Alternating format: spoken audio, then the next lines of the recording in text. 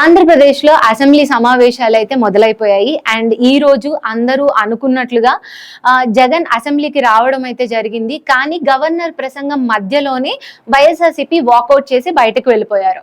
ఈ వెళ్ళిపోయిన తర్వాత వైఎస్ జగన్మోహన్ రెడ్డి పార్టీ కేంద్ర కార్యాలయంలో ఎమ్మెల్యేలు ఎమ్మెల్సీలతో కలిసి ఒక సమావేశాన్ని అయితే ఏర్పాటు చేసుకోవడం జరిగింది. ఆ సమావేశంలో కీలక నిర్ణయాలని జగన్ వెల్లడించారు. అందులో ముఖ్యమైనది ఏంటంటే అసెంబ్లీకి మళ్ళీ వెళ్ళే ఛాన్స్ అయితే లేదు అన్నట్లు తేల్చి చెప్పేశారు.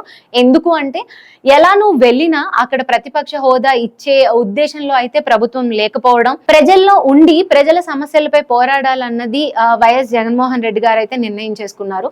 అంతేకాకుండా జమిలీ ఎలక్షన్స్ అనేవి 2028 ఫిబ్రవరిలోనే రానున్నాయని, అప్పటికి వైఎస్ఆర్సీపీ పార్టీ మొత్తం సన్నద్ధం అవ్వాలని ఆయన నాయకులకు దిశానిర్దేశం చేశారు.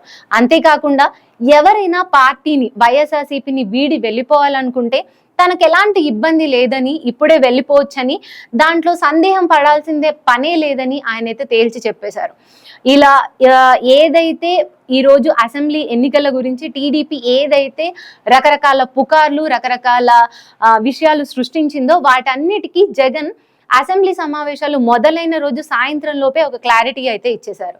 60 రోజుల పాటు అసెంబ్లీకి రాకపోతే ఆ ఎమ్మెల్యేని కానీ లేకపోతే ఏదైతే ఉందో అక్కడ పులివెందుల్లో బై ఎలక్షన్స్ నిర్వహించాలన్నట్లు పార్టీ అండ్ టీడీపీ ప్రభుత్వం ఏదైతే ఉందో పెద్ద ఎత్తున ప్రచారం చేసిందో వాటన్నిటికీ తెరదింపుతూ వైఎస్ జగన్ అయితే ఈరోజు అసెంబ్లీకి రావడం జరిగింది. దాని పట్ల అందరూ ఏమన్నారంటే జగన్ ఏదో కొంచెం జంకి ఈరోజు అసెంబ్లీకి హాజరయ్యారు అన్నట్లు అన్నారు. కాకపోతే అదంతా కాదు, నాకు నచ్చి నేను వచ్చాను, నాకు నచ్చలేదు అండ్ నేను ఇకపై రాను అసెంబ్లీకి అన్నట్టు జగన్ తేల్చి చెప్పేశారు. చూద్దాం రానున్న రోజుల్లో ఆంధ్రప్రదేశ్ రాజకీయాలు ఎన్ని మలుపులు తిరగనున్నాయి, ఇది ఎంతవరకు దారి తీస్తుంది అనేది వేచి చూడాలి.